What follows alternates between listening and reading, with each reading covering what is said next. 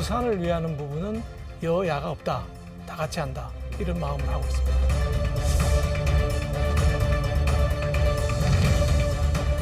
한 20년 정도 길게 보면 부산이 서울 따라잡을 수도 있겠다 하는 비전을 가지고 있습니다.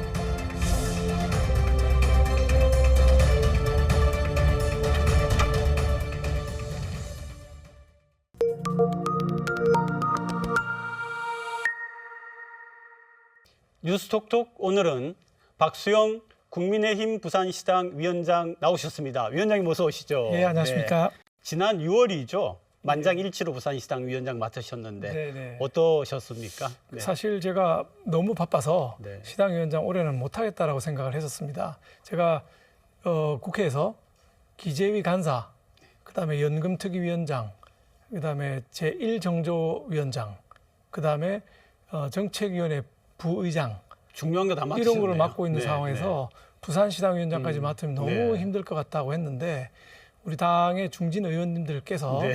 그냥 원래 하던 룰대로 해라. 그게 뭐냐면 재선 의원의 나이 순으로 시당위원장 맡는 게 룰이기 때문에 뭐 룰대로 하자는데 그 반대하기도 그렇고 해서 네, 네. 맡게 됐습니다. 그런데 이제 또 막상 맡고 나시니까 그 시당 위원장으로서 네. 시당을 완전히 바꾸겠다, 황골탈퇴하겠다 이런 말씀하셨다고요. 그렇습니다. 네, 네. 예, 여러 가지로 황골탈퇴를 하는데 네. 우선 우리 시당 생기고 처음으로 제가 9명이나 징계를 했습니다. 오, 그러세요? 네, 당 뭐 제명도 시키고 네. 출당도 시키고 해서 9명이나 오. 당의 기강을 잡아야 되겠다 하는 게 있고요. 우리 당사가 20년 넘어서 너무 낡아 있습니다. 네, 저것도 네. 완전히 리모델링을 해서 이제는 카페 같은 분위기로 편하게 오실 수 있도록 그렇게 지금 바꾸고 있는 중에 있습니다. 앞으로 이제 어떻게 시당을 운영하실지 하고 특히 이제 야당과의 협치가 부산시 차원에서도 굉장히 필요한데요. 그 부분 좀 얘기 듣고 싶습니다. 네, 지난번 총선에서 우리가 전국적으로 대패를 했거든요. 부산은 맞습니다. 18개 중에 17개를 이겼으니까 압승한 거 아니냐라고 보시지만 사실은 그 안에 보면 6% 이내로 이긴 사람이 5, 네. 10% 이내로 이긴 사람이 5이고 네. 정당 투표는 2.6%밖에 차이가 안 났었습니다. 그러니까 이겼지만 압승은 아니고 신승이었다. 그렇죠. 지금부터 빨리 정비하지 않으면은 다음 선거 어려우실 수도 있겠다라고 보고 있기 때문에 기강을 잡고 점점 더 시민들의 가까이 가는 노력 이걸 하고 있는 상황이고요. 야당하고의 관계는 중앙에서는 지금 아시는 것처럼 맨날 싸우지 않습니까? 네, 필리버스터 하고 뭐 네, 데모하고 네. 이렇게 하는데 부산은 그렇게 할 이유가 하나도 없습니다. 부산은 여든 야든 우리 네. 부산당이거든요. 그래서 협치가 잘 되고 있고 그 얘가 글로벌 허브도시 특별법 이거는 여야 의원들이 전부 즉 전재소형까지 사인을 해서 네, 함께 낸 법안입니다. 그래서 우리 부산을 위하는 부분은 여야가 없다. 다 같이 한다. 이런 마음을 하고 있습니다. 지금 아마 국가적인 관심이 연금이 아닌가 싶습니다. 마침 또 특위위원장 참 중책을 맡으셨는데 현재 어떻게 진행되고 또 쟁점들이 뭐고 하는 걸 좀 전반적으로 우리 시민들도 듣고 싶어 하실 것 같습니다. 네. 예, 연금이 지금 상태로 가면 이제 기금이 고갈됩니다. 2057년에 기금이 다 고갈되기 때문에 그러면 이제 연금을 줄 수가 없게 되는 거 그렇죠. 아니겠습니까? 별로 뭐 많이 남지도 않았어요. 그리고 2027년이 되면 연금 기금이 적자가 됩니다. 오. 즉 투자해놨던 돈을 투자를 하지 말고 찾아와서 네네. 연금을 나눠줘야 되는 네네. 이런 지금 상황이기 때문에 굉장히 위기에 봉착해 있다 이렇게 보시면 되겠고요. 이거를 빨리 고쳐야 되는데 지난번 21대에는 19개월이라는 긴 시간을 투자해서 모수를 뭐 13%를 내고 45%를 받아간다. 뭐 네. 이거 가지고 네. 씨름을 했는데 이걸로 해결이 안 됩니다. 왜냐하면 연금은 3가지 목표를 달성해야 되는데 네. 하나는 연금이 지속 가능해야 됩니다. 우리 젊은 세대, MZ세대 또 계속 미래 받을 수 세대까지 있어야죠. 계속 받을 네, 네. 지속 가능성이 제일 중요하고요. 둘째, 이 노후 생활을 보장할 정도로 지금 받는 소득의 40에서 50 사이로 지급을 받아야 되는 문제가 네. 있고요. 일단 우리나라의 특별한 상황이지만은 세 번째 게 노인 빈곤입니다. 네. 노인들은 저 OECD 기준으로 제일 우리가 빈곤하고 자살률도 높거든요. 근데 이분들은 국민연금을 해결이 안 돼요. 네. 왜냐하면 근로를 계속해서 국민연금을 들었어야 되는데 이미 노인이 돼 있기 때문에 국민연금에 기여를 해놓은 게 없는 거예요. 그래서 이분들까지 도와주려면은 국민연금만으로는 안 된다. 네. 공적연금 3개가 있는데 우리나라에 그걸 전부 들여다봐야 된다. 그게 기초연금, 국민연금, 퇴직연금 네. 3가지입니다. 이거를 공적연금이라고 하는데 이 연금 3개를 가지고 우리 이제 소득 대체율이 40에서 50% 정도 되는 모양으로 만들어가는 게 중요하고 기초연금을 활용해서 노인 빈곤을 없애는 게 또 중요하기 때문에 이게 간단히 뭐 13% 낸다, 44% 받아간다 이걸로 해결될 수 네, 있는 상황이 네. 아닙니다. 예. 지금 예를 들면 뭐 그렇게 특위를 꾸려 나가시는데 여야 간의 이견은 별로 없습니까? 이견이 많죠. 예. 그 야당은 지난번에 2007년에 노무현 대통령 계실 때 큰 개혁을 했었습니다. 네. 그게 이제 소득 대체율 60%를 노무현 대통령이 보니까 도저히 이거는 지속 가능성이 없다 해서 40%로 낮췄거든요. 근데 야당과 노조는 그걸 돌려달라는 겁니다. 60%짜리를 돌려달라. 네. 원래대로 복귀를 하자. 이건데 저희가 보기에는 여기 60%까지 가가지고는 지속 가능성이 완전히 없어지는 겁니다. 그래서 선진국도 연금을 60%씩이나 본래 받던 게 나라가 60%씩에 없이 주진 싶은데요. 않아요. 네네. 40에서 50 사이가 적정한 수준입니다. 그러면은 어떻게 타협 전망이 밝습니까? 어떻습니까? 이제 해봐야죠. 근데 해봐야죠. 일단은 모수 개혁이라 그래서 더 내고 조금 더 받는 데에 대해서는 지난번에 대체로 합의가 이루어졌기 네네. 때문에 그거는 빨리 하는 게 좋습니다. 빨리 하고 구조 개혁은 1+1이죠. 모수 개혁을 하는 대신에 내년까지는 구조 개혁을 반드시 완성한다. 이런 내년까지는? 정치적을 약속을 하고 저희가 매일 달라붙어서 공부를 하고 토론을 하고 연구를 해야 합의된 안을 만들어낼 수 있을 것 같습니다. 근데 국민연금 개혁의 또 마지막 하나의 갈등 부분이 이제 연세 드신 분들하고 젊은 세대 간의 그런 생각의 차이가 있을 것 같은데 그 부분은 어떻습니까? 부산의 청년들이 국회에 와서 성명서를 발표했습니다. 우리는 안 내고 안 받겠다. 차라리 안 내고 차라리 안 받겠다. 안 내고 안 받겠다. 네, 이렇게 네, 되는 네. 거죠. 그런데 이제 그렇게 되면 무슨 문제가 있냐면 이 청년 세대들이 기여를 해야 그럼요. 이 재정이 네. 더 든든해지고 맞습니다. 돈이 또 기금이 많아져야 수익도 많이 올릴 수 있는 거거든요. 네. 그래서 그 좀 극단적인 것이고 지난번 21대 때 했던 게 9년 연장하는 거였거든요. 청년 세대 입장에서는 뭐 9년 지나봐야 나는 받지도 못하는데 네. 이렇게 되는 거죠. 65세 돼야 받으니까. 그러니까 이거를 한 적어도 70년은 갈 수 있는 구조를 만들어 드려야 네. 청년들도 안심하고 참여할 수 있을 것 같습니다. 이제 부산 현안으로 돌아오겠습니다. 아까 처음에 이제 글로벌 허브 도시 특별법 말씀을 하셨는데 여야가 공동으로 발의한 1호 법안이었지 않습니까? 예, 그렇습니다. 그런데 이번 뭐 8월 국회만 해도 처리가 잘 될 걸로 생각을 했는데 아직 상정이 안 된 걸로 알고 있습니다. 예, 8월 국회에 상정하기 어려울 것 같고요. 글로벌 허브도시 특별법의 경우는 전국적인 민생과 관련되는 건 아니고 우리 부산에 관련되는 거기 그렇죠. 때문에 이거를 민생 법안을 하기는 어렵지 않느냐. 그러니까 우선은 민생 법안부터 하고 그다음 정기국회 때에 가는 쪽으로 얘기가 되고 있고 글로벌 허브도시 특별법은 21대 국회에서도 여야 간에 이견이 없었습니다. 이견이 없이 행안위를 잘 통과되려고 하다가 네네. 행안위 간사 두 분이 낙선을 해버린 거예요. 네. 그러니까 이게 네. 진척이 네. 안 돼갖고 네. 이 모양이 돼 있는데 아마 정기국회 때는 별 문제 없이 통과될 것이고 또 인천, 경기 이런 데서도 비슷한 법을 같이 통과시키고 싶어 합니다. 네네. 그러면은 우리뿐만 통과되는 것보다 훨씬 더 쉽게 통과될 수 있는 여지가 있다 이렇게 보고 있습니다. 그 부산시 시장님이나 또 관계자분들이 나와가지고 이 법이 굉장히 필요하고 어떤 효과가 있을 거다라는 걸 설명을 저희가 좀 들은 적은 있습니다만은 박 의원님 보시기에는 이 법이 부산에 꼭 필요한 이유 어떻게 예. 보십니까? 네. 부산이 이제 전국적으로 같은 룰을 적용하게 되면 부산만 발전하는 게 굉장히 어려워지죠. 그러니까 글로벌 허브도시 특별법을 만들게 되면 각종 법령의 부산의 특례를 만들 수 있게 네네, 됩니다. 네. 그래서 이걸 만들게 되면 예를 들면 세제에 관해서도 부산에 뭐 법인세를 좀 깎아준다든지 재산세를 좀 깎아준다든지 등등 그러니까 기업이 올 수 있겠네요. 기업이 올 수 있게 하는 네네, 것이죠. 네.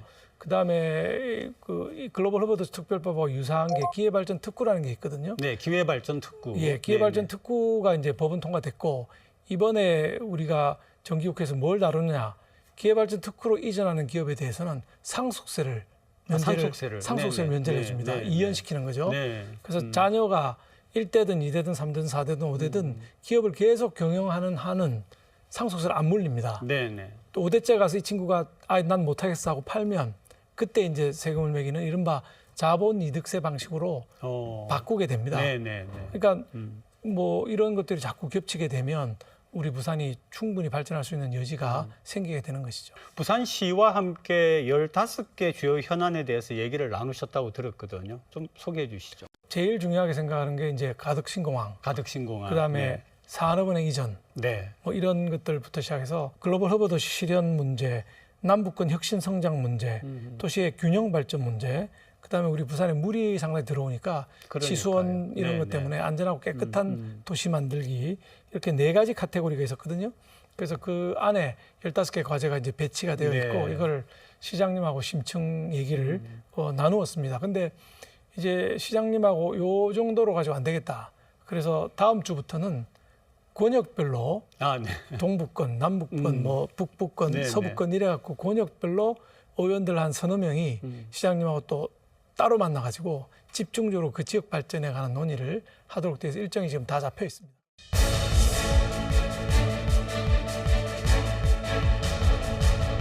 엑스포 유치하고는 별개로 북한 개발과 부산시 도시 전체를 업그레이드 시키는 것은 착착 진행이 되고 있다.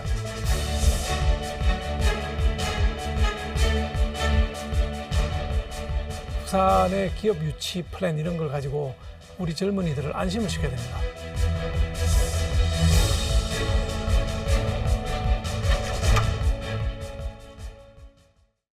열다섯 개 중에서 우리 위원장님 생각하시기에 가장 급하고 중대하다라고 하는 순위를 매긴다면 어떤 시기 되겠습니까? 저는 역시 우리 부산이 발전하기 위해서는 산업은행 이전 예. 이게 제일 급할 것 같고요.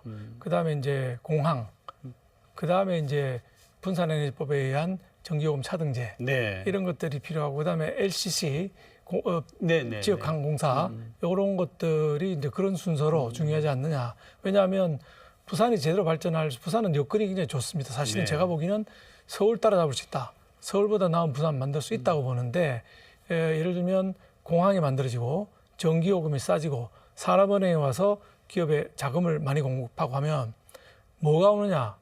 한국에서 전기를 많이 쓰는 기업들이 옵니다.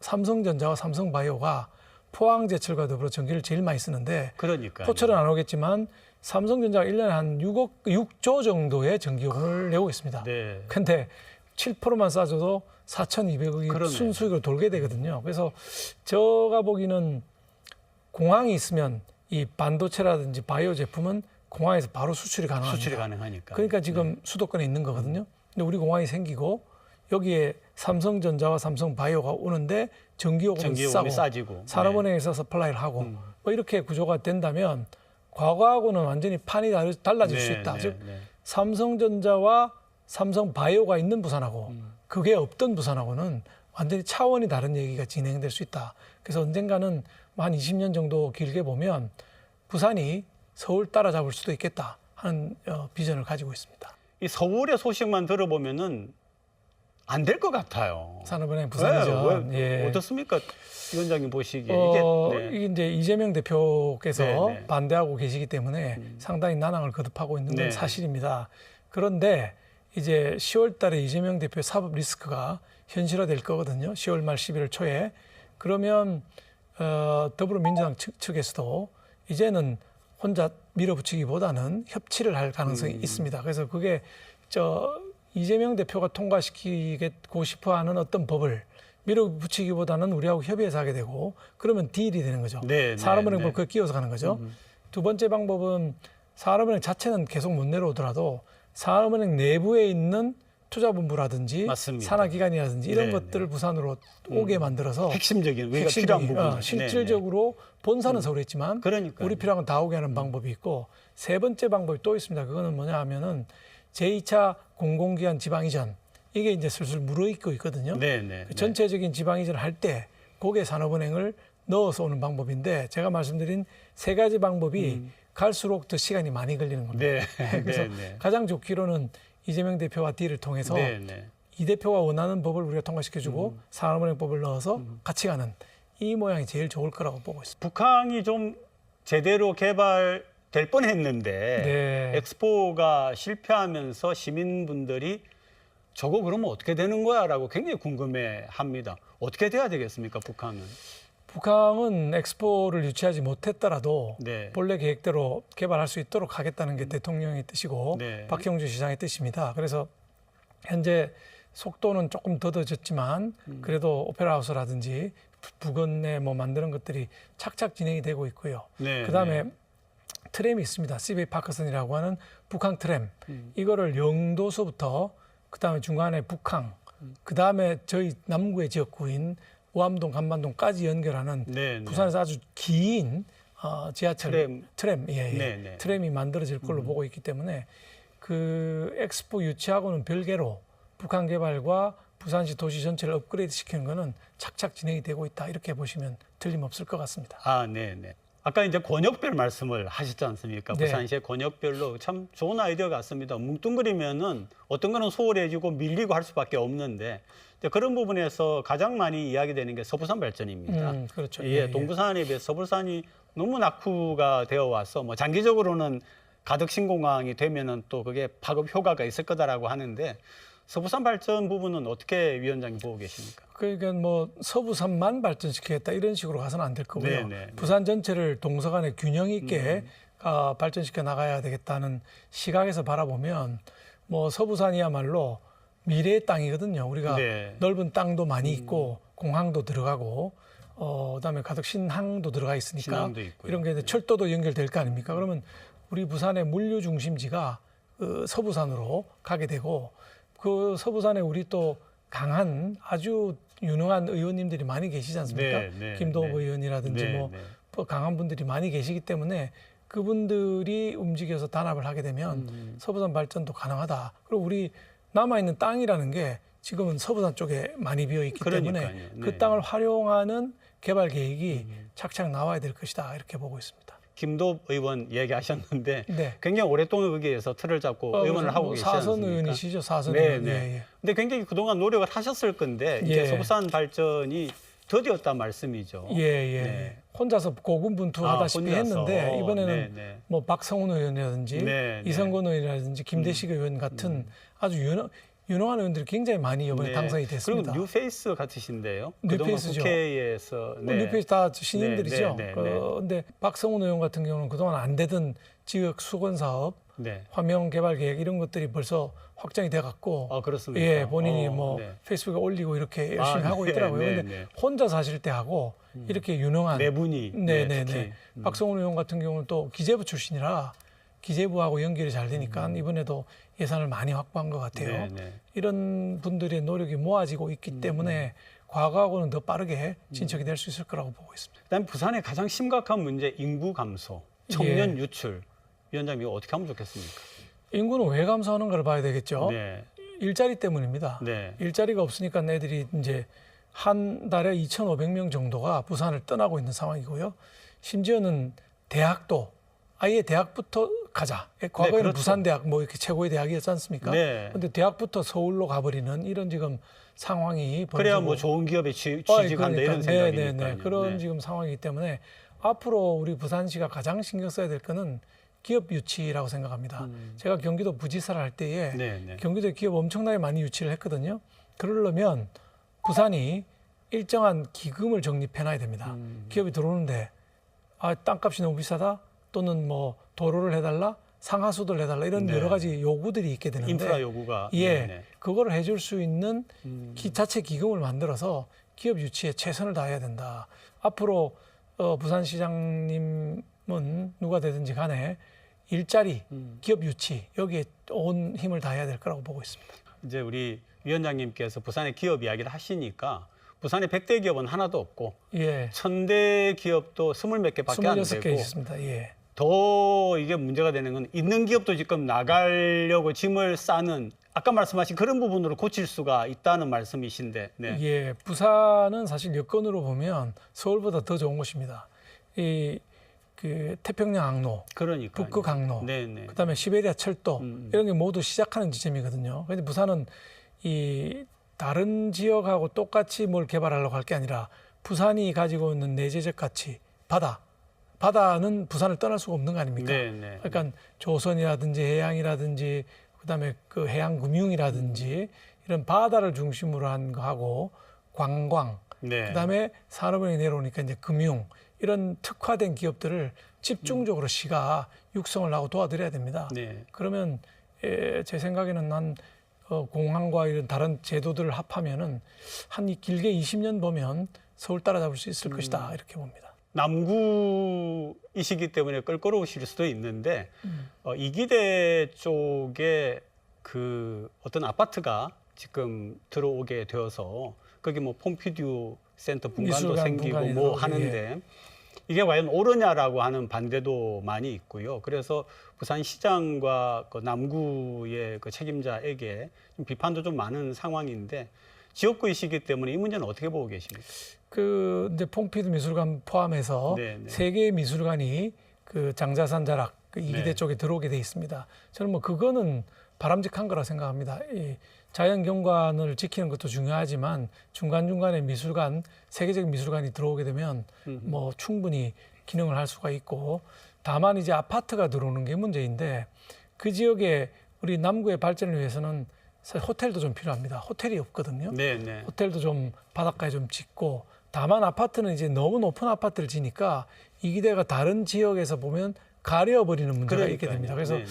이렇게 이 다른 나라도 보면 경관이 좋은 곳에서는 고층 아파트보다는 저층의 빌라 단지 이런 거에서 산의 실루엣, 이기대 실루엣이 다 남게 만드는 쪽으로 네, 개발이 네. 되고 있기 때문에 우리도 부산시가 허가를 일단 내줬다고는 하나 최종적으로는 남구청에서 이제 건축 허가는 남구청에서 나야 될 네, 겁니다. 경관심이라든지 뭐 이런 거는 부산시 몫이지만 그 과정에서 뭔가 좀 타협책이 나오지 않겠나 보고 있고, 제가 듣기로도 그 조만간 타협책이 나올 거로 듣고 있습니다. 조금 있으면은 금정구청장 보궐선거가 있는 걸로 알고 예, 있습니다. 예, 예, 어떤 시당위원장이시니까 어떤 대비를 네. 예, 뭐 저기 이제 조국 혁신당에서도 후보가 나오고 민주당에서 네, 네. 후보가 나와서 뭐 개혁신당도 이야기가 개혁신당도 있는 것 나오고 같은데요. 그래서 사파전이 네, 될 걸로 네, 네. 이렇게 예상이 되고 있는데, 금정구에 우리가 유리한 선거구라고는 한 번도 보수가 뺏긴 적이 없는 네, 곳이긴 네. 합니다만은 네. 그렇게 방심하면 안 되고, 아무리 쥐 한 마리 잡더라도 최선을 다한다는 마음으로 최선의 사람을 뽑으려고 하고 있고요. 네, 네. 추석 전에 네. 후보를 확정해서 추석 밥상에 우리는 어떤 후보를 내놨다는 것이 주민들한테 알려질 수 네, 있도록 속도를 내고 있습니다. 근데 한 10명 정도가 지금 나오겠다고 하셔서 네, 네. 잘 골라야죠. 이제 시청자분들, 부산 시민들께 인사 부탁드립니다. 우리 부산은 여건으로 봐서는 서울보다 나은 부산 만들 수 있다고 생각합니다. 다만 우리 부산의 분들이 더 단합하고 더 화합해서 우리 부산을 위한 정책들을 만들어 간다면은 서울보다 나은 부산 만들 수 있다고 생각합니다. 자부심 갖고 저희들과 함께 좋은 부산 만들어 가셨으면 좋겠습니다. 정말 고맙습니다. 오늘 감사합니다.